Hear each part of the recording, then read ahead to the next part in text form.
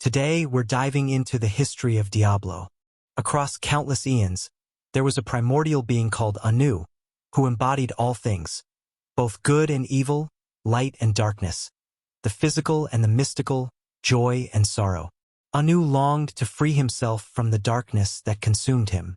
In a bold act of defiance, he cast out the malevolence within him. But what is cast away doesn't simply vanish. That darkness took shape in the form of a seven-headed dragon, Tathamet, the prime evil.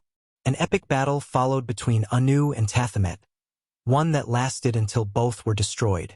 Legend has it that when the remains of these titans fell, the universe as we know it came into being. The high heavens, the burning hells, and pandemonium. The shattering of the world stone marked the rise of the Lord of Terror.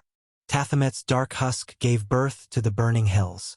Each of its 7 heads transformed into the 7 great evils, with each ruling their own domain. The 3 most powerful inherited the title of prime evil, feeding off one another to maintain control over the legions of hell. Among them were Mephisto, the lord of hatred, cunning, calculating, and father of Lucian and Lilith, the mother of sanctuary. Baal, the lord of destruction, who corrupted the world stone, and Diablo, the lord of terror. As Deckard Cain once wrote, "As long as man fears the dark, Diablo will remain the most insidious and powerful of all evils." Though the lesser evils are not as fearsome as the prime evils, their power and malice should not be underestimated. Ignoring their abilities is a sure path to doom. Belial, the lord of lies, weaves poisoned falsehoods to foster chaos and conflict. Duriel, the lord of pain, revels in the torment of physical suffering, even among demons. And Ariel, the maiden of anguish, compliments Duriel, as she thrives on mental and spiritual anguish. Asmodon, the lord of sin, is a master of manipulation and temptation, delighting in vice, and finding even greater joy in the downfall of others. From the vile depths of the burning hells, countless demonic hordes emerge, each reflecting the corrupt nature of their progenitors. There are more demons in the burning hells than can be counted. At the heart of the high heavens stands the crystal arch, said to be formed from Anu's spine. When it resonates in perfect harmony, it births an angel embodying an aspect of Anu's essence. The purest of these angels become archangels, and 5 stand above all others, leading the hosts of the high heavens. Imperius, the archangel of valor, is a brilliant strategist who has led celestial warriors in the fight against hell, though his pride has brought great destruction. Tyrell, the former archangel of justice, abandoned his strict adherence to justice to assume the mantle of wisdom. He has defended humanity countless times, giving up his angelic nature and descending to the mortal realm. Without his intervention, Sanctuary would have long fallen to darkness. Inarius, the creator of Sanctuary and once an advisor to the Oniris Council, rebelled and was cast out. Oriel, the archangel of hope, embodies the radiant light of a promising future and the goodness in all things. Though no less a warrior than her colleagues, she eradicates those who spread despair and darkness, and is said to lead the choir of the high heavens in perfect harmony. Ithuriel, the archangel of fate, understands the intricate web of time and destiny, though humanity's future remains grim in his eyes, as we are not part of the natural order of creation. Malthal, the former archangel of wisdom, descended into darkness, bringing ruin to Sanctuary. He abandoned his aspect of wisdom and embraced death. These 5 archangels once formed the Oniris Council, ruling heaven in unity. But Malthal's descent into darkness shattered their harmony, leaving heaven vulnerable to discord and destruction. Beyond the high heavens and the burning hells lies a third realm, Pandemonium, a place where our story begins and ends. Here, Anu and Tathamet destroyed each other, leaving a scar on the cosmos. It was in this place that the World Stone, also known as the Eye of Anu, rested. An immense artifact of infinite power, embodying the cycles of birth, death, creation, and destruction. The desire to control this limitless power ignited the eternal conflict, an endless war between angels and demons, until Inarius and Lilith stole the World Stone to create Sanctuary. The eternal conflict raged without end, consuming everything in its path. Under the direction of the Ong-Iris Council, angelic forces fought countless battles against the armies of the 7 demon lords, each aspiring to conquer all of creation. The high heavens triumphed over their foes many times, but could never vanquish them completely. Evil returned relentlessly, with neither side claiming absolute victory, turning the war into an endless cycle of bloodshed. Many battles were fought in Pandemonium, a realm born from the destruction of Anu and Tathamet, where the heart of creation, the World Stone, lay hidden within the Pandemonium fortress. Whoever possessed the World Stone had the power to shape or undo worlds with a single thought. It became the ultimate prize in the eternal conflict. The Pandemonium fortress has witnessed countless power shifts, becoming a place of distorted reality, caught between the influence of the high heavens and the burning hells. Its gates have been besieged by angels and demons time and time again. This endless repetition led Inarius, a counselor to the Ong-Iris Council, to believe the war could never be won, causing him to withdraw from the conflict. Lilith, daughter of hatred, came to a similar conclusion about her father Mephisto's role in the endless struggle. At one point, Lilith said, "My father is content to fight the same battles against the same enemies while everything turns to ashes. The war will never be won as long as he and his brothers are in charge. There is an end, but fools like my father are too blind to see it." Inarius and Lilith, vastly different in nature but united in purpose, reached the same resolution: escape the eternal conflict. It's fascinating to imagine whether the cosmos ever foresaw such an unholy and divine alliance. Did creation itself tremble in horror as Inarius and Lilith, with other renegades, sought freedom from the endless battle? The details of their meeting are lost to time, but the great scholar Deckard Cain tells us that Inarius, wounded or abandoned in the Pandemonium fortress, encountered Lilith. Fully aware of her father Mephisto's hatred, Lilith had long waited for the opportunity to rebel. For the first time, figures from both sides of the eternal conflict set aside their differences and formed an alliance. Inarius and Lilith made a pact that would change the course of reality itself. They stole the World Stone and hid it from the watchful eyes of heaven and hell, moving it to a hidden dimension with the intent of creating a new world, one free from war and endless strife. They called this place Sanctuary. Renegade angels and demons joined forces, giving birth to something entirely new. Their union created beings known as the Nephilim, the ancestors of humanity, beings with the potential to resist the malice of the burning hells and challenge the dominion of the high heavens. However, many of the angels and demons who joined forces with Lilith and Inarius feared what their children might become. The burden of children can strain even the strongest alliances, and neither angels nor demons are immune to this truth. Inarius grew alarmed, realizing that their offspring could potentially surpass both angels and demons. This sparked fierce debates among the angels and demons. Should they spare the Nephilim or exterminate them? The conflict troubled Inarius, who requested time to reflect. Lilith, terrified by the prospect of her children's extinction, launched a bloody attack, ruthlessly slaughtering all the rebellious angels and demons, leaving only Inarius alive. When he discovered the carnage she had wrought, Inarius was filled with rage but couldn't bring himself to kill Lilith.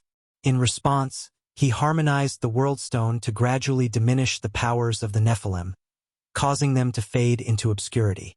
As their strength diminished over generations, the Nephilim began to resemble mortals, no longer angels or demons, but simply humans. Over time, their collective memory faded, leaving only legends of what once was. Humanity found itself trapped in an eternal conflict, a struggle not of its making but one it was forced to confront. Two rival factions emerged in the world of Sanctuary: the Temple of the Triune and the Cathedral of Light, each vying for the hearts and minds of humanity. The Triune was secretly backed by the 3 prime evils: Mephisto, Baal, and Diablo, who had discovered Sanctuary's existence. In response, Inarius secretly founded the Cathedral of Light to counter the malevolent influence of these beings. Unbeknownst to both the prime evils and Inarius, Lilith returned to Sanctuary with the intent to awaken the latent powers of her children, knowing they had the potential to banish the agents of the burning hells and Inarius forever. Shortly after, Sanctuary was engulfed in what became known as the Sin War, a catastrophic conflict where the souls of humanity were at stake. Though humanity ultimately won the war, it faced a new challenge. The high heavens became aware of Sanctuary and its blasphemous offspring, prompting them to deliberate humanity's fate. With the Ong-Iris Council divided, Archangel Tyrell cast the deciding vote to save humanity from extermination. In exchange, humanity's memory of all that had transpired, including their inherited powers, was erased. As a trade-off for peace, the burning hells took Inarius into their custody, subjecting him to endless torment. But the hells are not known for idleness. Before long, further attempts to corrupt humanity began. The lesser evils, led by Asmodin, staged an uprising, disrupting the established order of the burning hells. They believed the prime evils had abandoned the eternal conflict in favor of corrupting humanity and sought to banish them to Sanctuary. Though they lost a third of their army in the process, they succeeded in banishing Mephisto, Baal, and Diablo to the mortal world, a moment that became known as the Dark Exile. For decades, these prime evils sowed terror, hatred, and destruction across the land. It is within this turbulent context that the story of the Horadrim begins. Tyrell gathered a group of powerful mages, entrusting them with the defense of humanity and urging them to resist the tyranny of the prime evils while protecting humanity from the wrathful gaze of the heavens. Tyrell created 3 soul stones from fragments of the World Stone, crystal prisons designed to contain the essence of a prime evil: sapphire for Mephisto, amber for Baal, and crimson for Diablo. Guided by Tyrell, the Horadrim embarked on a quest across the vast lands of Sanctuary to contain the feared lords of Hell. They managed to locate Mephisto, and after a fierce battle, they successfully imprisoned him. The Sapphire Soulstone was entrusted to the Zak-Aram for safekeeping. However, during their struggle against Baal, the Soulstone prepared for him was destroyed.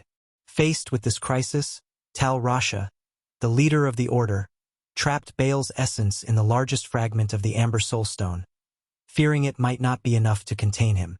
The Horadrim decided to combine the fragment with a human body to better control Baal's power.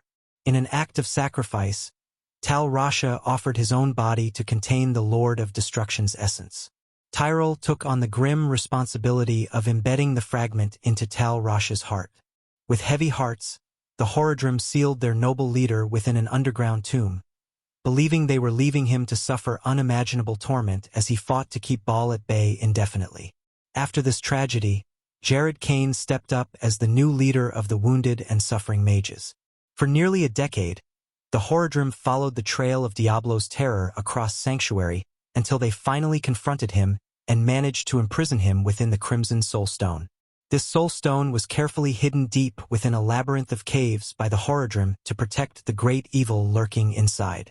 To keep Diablo forgotten and confined to the depths, a Horadric monastery was built over these caves, hoping it would never be disturbed. But fate had other plans. No prison is eternal. As long as there's a key, its door can always be opened. Over time, the land surrounding that small monastery was colonized, and the quiet, prosperous town of Tristram was founded. No one, except perhaps Diablo, could have imagined the dark fate awaiting the unfortunate souls who inhabited Tristram. As the years went by, foreign powers began to influence the region, turning Tristram into a politically important place. Under the guidance of Archbishop Lazarus and at the behest of the Zak-Aram Church, a noble Zak-Aram named Leoric was crowned king of Kanduras, establishing Tristram as his capital. Unbeknownst to him, he had made the ancient Horadric monastery his seat of power, completely unaware of the threat lurking beneath. Initially, Leoric was a wise and just king, marking the beginning of an era of peace and prosperity in Tristram. However, over time his character darkened, spiraling into madness and paranoia. He began executing anyone who questioned his authority, earning the ominous nickname of the Black King. Influenced by Lazarus's counsel, he declared war on the neighboring kingdom of Westmarch, a war that proved unjust and nearly impossible to win. His eldest son, Aidan, joined the fight, seeking his father's approval, but shortly after his departure, the younger son, Albrecht, disappeared. In desperation to find his son, Leoric tortured and executed many of his own subjects. The knights, horrified by the state of their kingdom and newly returned from the war, were forced to end the Black King's life to stop his brutality. In an act of respect for the man Leoric once was, he was given a proper burial in the ancient catacombs. Aidan returned, only to find a desolate kingdom. Rumors of horrific events in Tristram spread, along with tales of demonic creatures, drawing adventurers to the town. 2 of these adventurers joined Prince Aidan in his quest to find his brother Albrecht in the catacombs.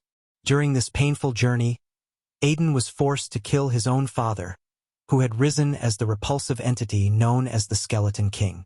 Shortly afterward, Aidan confronted Diablo. After an epic battle of fire and steel, he managed to defeat the Lord of Terror. However, this victory came at a terrible cost, as Diablo had transformed Albrecht's body into his own demonic form. Thus, by eliminating the demon, Aidan unwittingly killed his younger brother. Desolate and heartbroken, Aidan ripped the soul stone from Albrecht and implanted it into his own body. In the weeks that followed, he sought solace in the company of a local witch named Audria. Slowly, he succumbed to Diablo's influence and eventually ventured east from Tristram, gaining notoriety as the Dark Wanderer, determined to free Baal and Mephisto. As the Dark Wanderer moved east, a new group of adventurers arrived in Tristram. They rescued Deckard Cain from the ruins of the town, who urged them to pursue the Wanderer. In time, this group became entangled in a perilous hunt for the Lord of Terror, following the Dark Wanderer's trail to Tal Rasha's tomb. There, they faced the lesser evils and Ariel and Duriel, who had come to Diablo's aid. Instead of finding Tal Rasha, they discovered Tyrell imprisoned in the tomb. Baal, using Tal Rasha as a vessel, had escaped his prison to join Diablo in the guise of the Dark Wanderer. Together, they had defeated Tyrell and trapped him in the prison he had once created for Baal ages ago. The heroes continued their quest to find Mephisto, who was hiding deep within the jungles of Karast. However, once again, they arrived too late to stop Diablo, who, shedding the last remnants of Aidan, regained his monstrous demonic form before returning to the Hells to rally his demonic legions. Who could only be the Lord of Hatred himself. Mephisto. I heard a voice that, like 1,000 needles in my heart.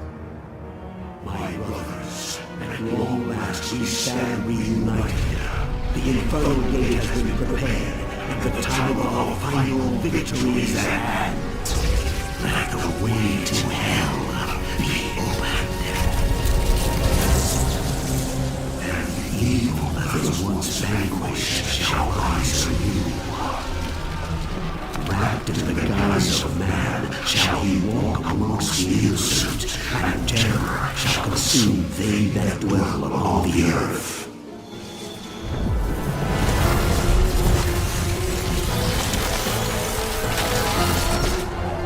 The skies shall rain fire, and the seas will become as blood. The righteous shall fall before the wicked, and all creation shall tremble before the burning standards of hell. What I saw then was not meant for mortal eyes. The gate stands ready.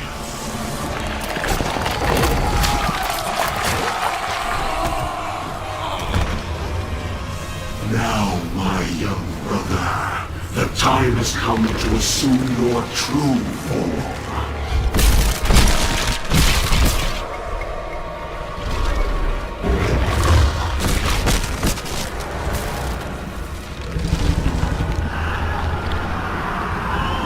Arise, Diablo, Lord of Terror.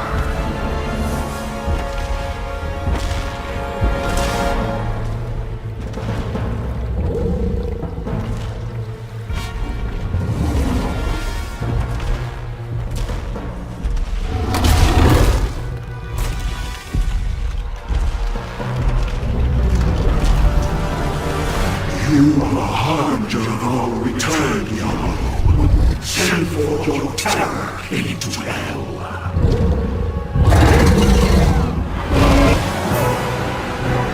Mephisto felt confident he could defeat his pursuers, but that confidence was ultimately unfounded. He was defeated and sealed within the Sapphire Soulstone. Determined to confront the Lord of Terror, the heroes ventured into the burning hells, focusing solely on sanctuary and overlooking the dark fate that might await them. Following Tyrell's guidance, they faced a corrupted angel in the plains of despair. Upon defeating him, they freed his spirit, who revealed that the prime evils knew how to corrupt the Soulstones. Armed with this knowledge, Deckard Cain sent the heroes to the Hellforge to destroy the Sapphire Soulstone, preventing Mephisto from returning to the world. Upon arriving, they faced Hephasto the Armorer, a massive, horned demon forged through countless blows of his hammer upon the Hellforge in Vil. After successfully destroying the Sapphire Soulstone, the heroes descended deeper into hell to confront the Lord of Terror himself. They fought a fierce battle against increasingly dangerous odds in Diablo's domain. Despite the challenges, they managed to defeat him, tearing a fragment from his head and sealing his essence in the Hellforge. With this victory, only Baal remained a threat to Sanctuary. Unfortunately, even a single prime evil can unleash unimaginable devastation. While the hero battled Diablo in hell, the Lord of Destruction led his demonic army toward Mount Arete, annihilating everything in his path as he sought the World Stone. Survivors described the prime evil on his throne, watching the barbarian city with an insatiable thirst for blood. The vision of Sanctuary was one of a blood-soaked wasteland. It is both humbling and terrifying to realize how close he came to achieving his goal, if not for the bravery of the barbarians of Harrogath.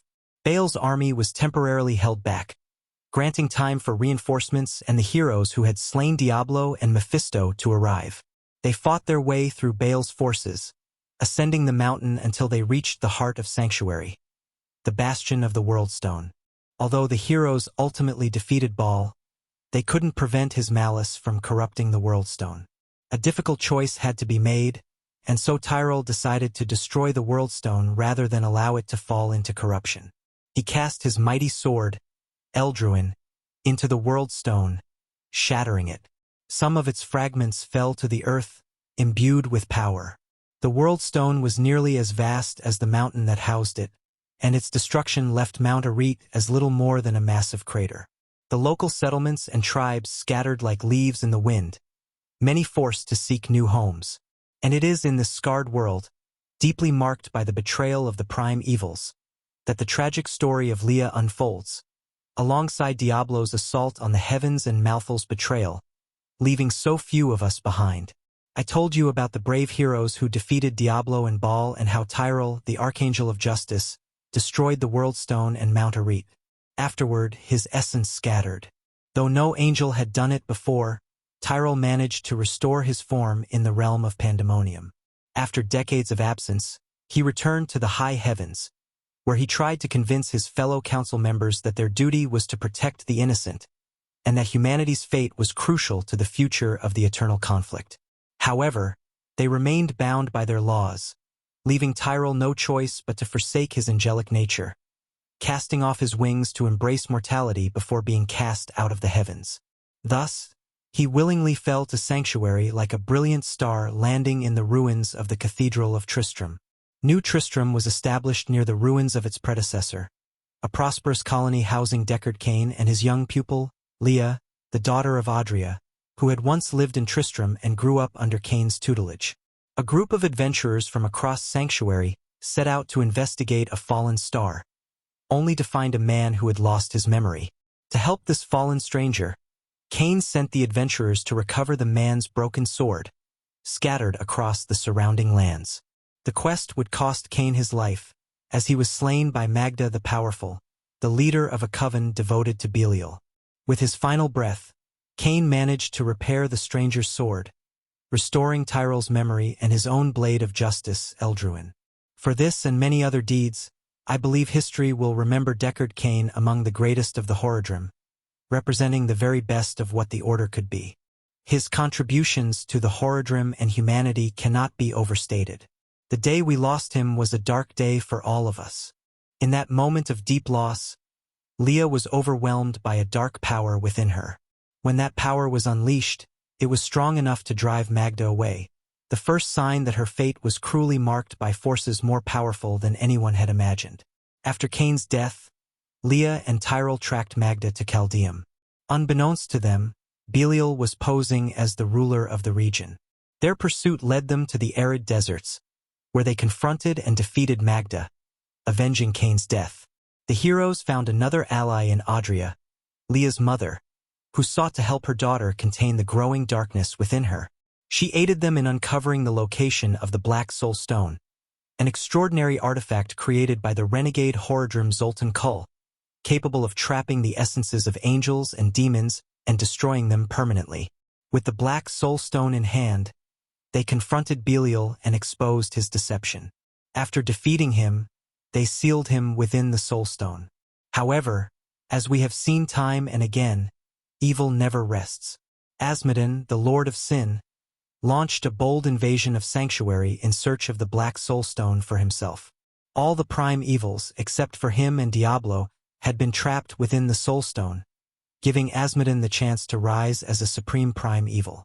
Asmodon's demonic army emerged from the Arete crater, the scar left by the destruction of the World Stone.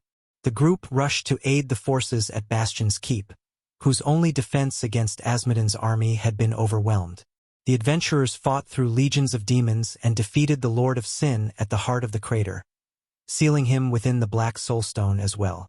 It seemed that the tide was turning in favor of humanity, but Adria had other plans. She had lied about the Black Soul Stone, using it to mark the souls of the 7 prime evils for containment while leaving Diablo unbound. The witch offered her own daughter as a vessel for Diablo's return, an act she had planned since Leah's conception. When Aidan sought comfort with her in Tristram, Adria had already pledged herself to the Lord of Terror. Under the guise of caring for the prince, she used his torment to her advantage, allowing Diablo to strengthen his hold over him. When Aidan left as the Dark Wanderer, Adria followed him, later giving birth to Leah, whom she left in Chaldeum, poorly cared for by a friend. From her birth, Leah's fate was intertwined with Diablo, whose essence was part of her creation. With Adria's betrayal exposed, Diablo took control of the Black Soul Stone, using it to channel the essences of all the lords of hell into himself. Filled with power, he transformed Leah's body into a monstrous and terrifying form.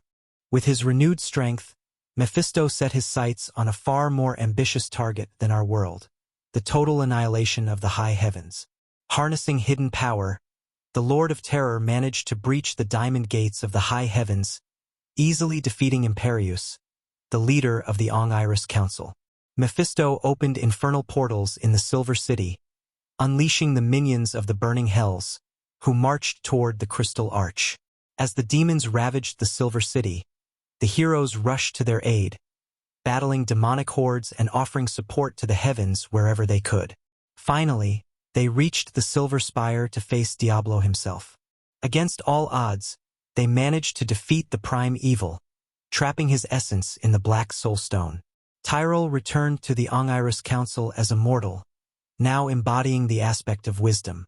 For a moment, it seemed that Sanctuary might experience peace. But, as we all know, such peace is fleeting. Not everything was well in the high heavens. Decades before Diablo's assault, Malthal had abandoned the Celestial Council and his role as the aspect of wisdom.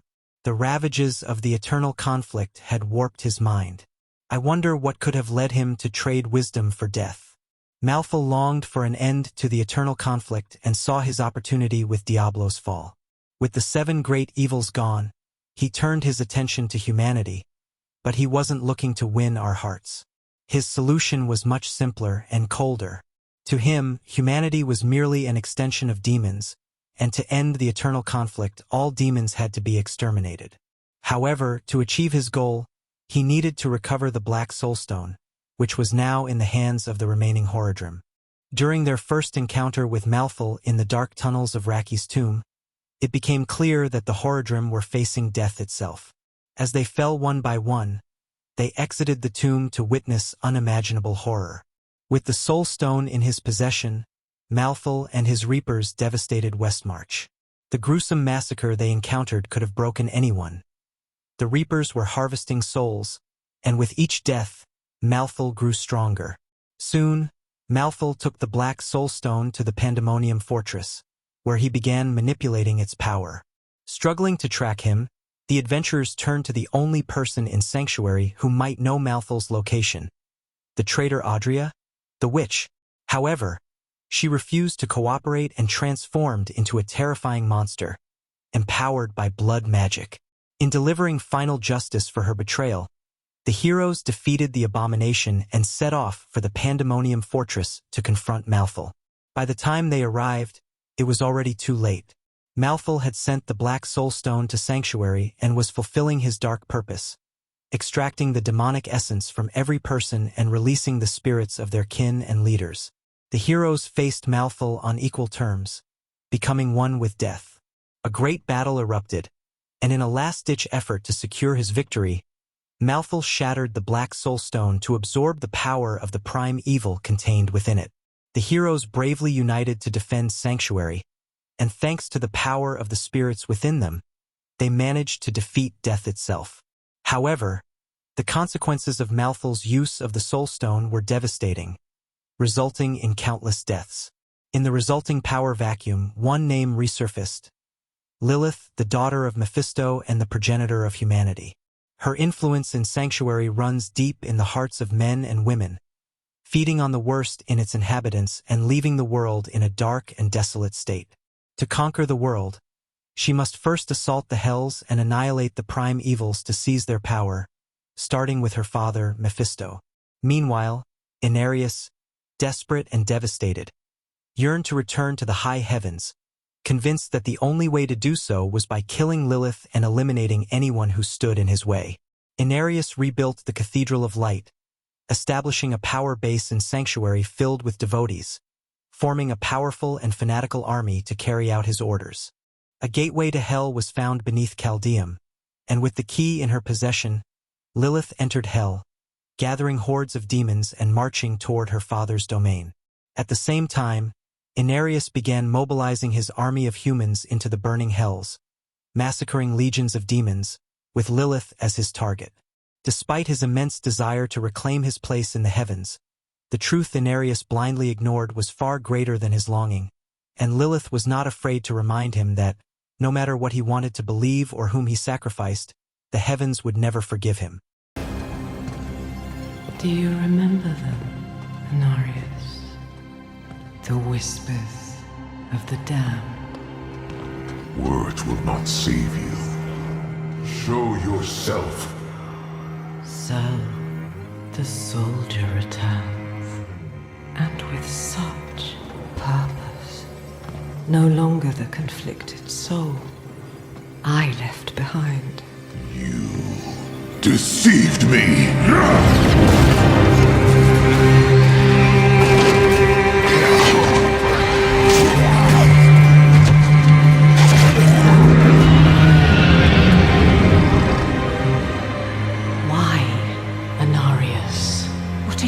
Truly after. My rightful place is in the heavens. Is that why you seek to destroy all that we created? Sanctuary is an abomination! And our son. I made it right. To satisfy the heavens.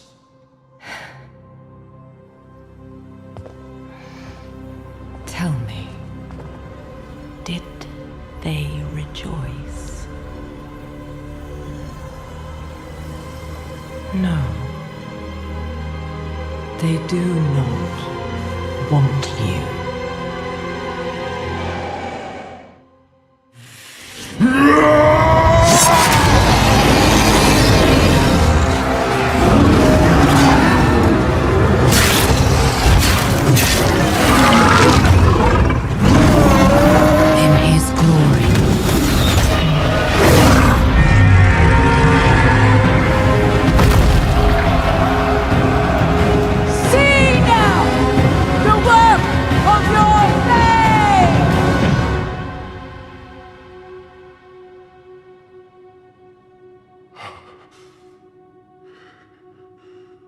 It is done.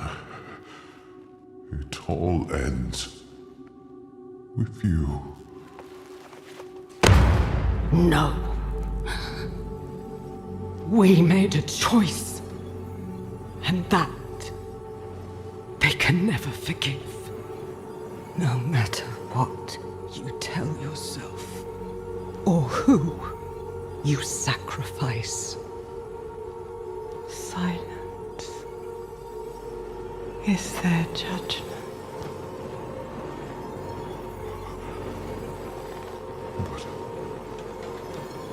But I set things right. What more would you have me do? Tell me! Please! Tell me! The heavens do not speak to you anymore. Heavens, protect me! No, you belong in hell.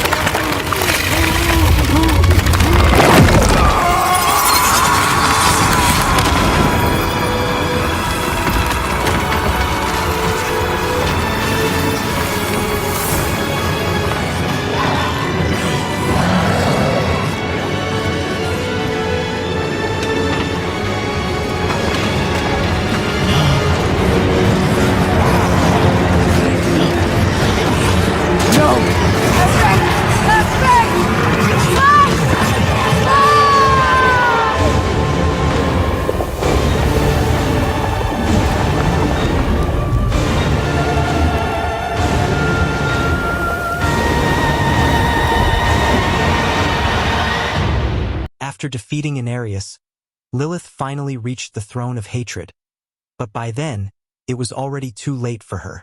Neril, a young adventurer and scholar skilled in heraldic arts, had successfully captured Mephisto in the Soul Stone. Meanwhile, the hero accompanying Neril chose to stay behind to confront Lilith and end her reign once and for all. Sanctuary was meant as an escape from the eternal conflict. And yet, here we are, again. I gave you free will, and you've squandered it, wasting it on a crusade you don't understand. You chose tyranny when offered freedom. A poor legacy for my gift. Without me, you would have no victory. And its cost will be more than you can pay.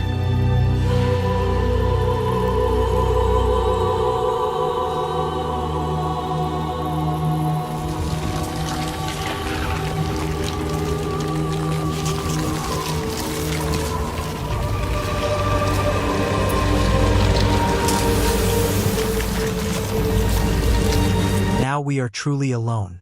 The creators of Sanctuary, both angel and demon, are dead, and we have been shaped in their image.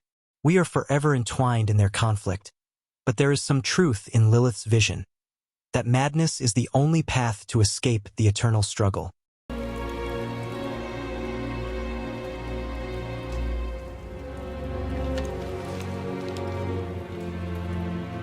I spent a lot of time learning this code, so I hope you remember how to read it, Lorath. Because you are the last Horadrim now.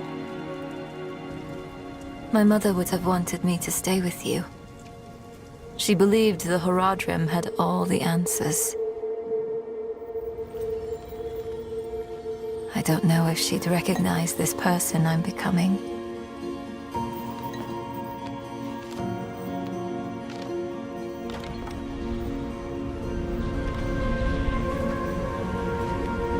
It's hard for me to think about her right now. But then I remember you and Donan. You weren't all-knowing Horadrim.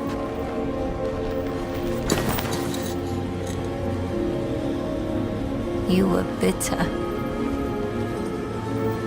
You were uncertain.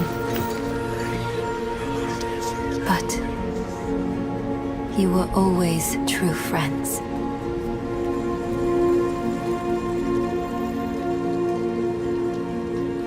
That's what I hold on to, because there is so much further to go.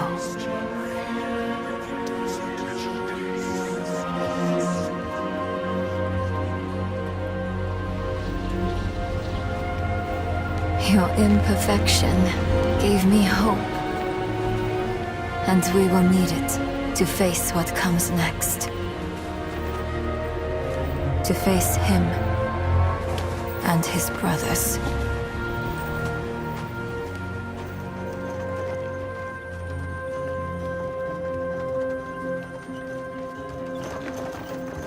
I don't know how much time I have, but there has to be a better answer, and I have to find it. Alone. I know he'll want to go with me, but people have already died because I was not careful enough. I can't risk you too.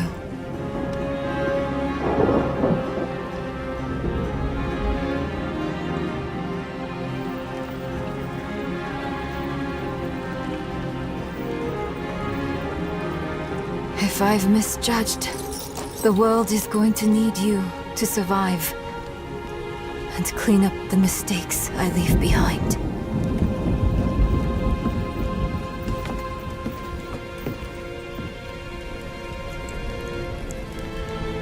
I know you don't want to hear this, but you don't get to quit. Not again.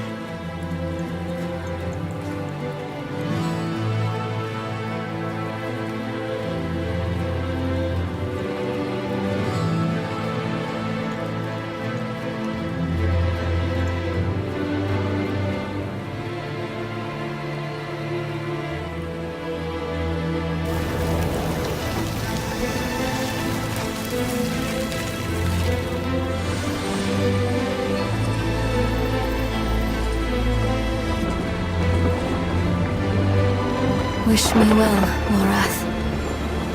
Because if everything works out as I am hoping, we will never see each other again.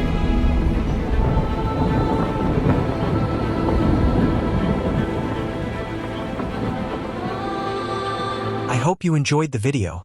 If you did, please give it a thumbs up and subscribe. See you next time.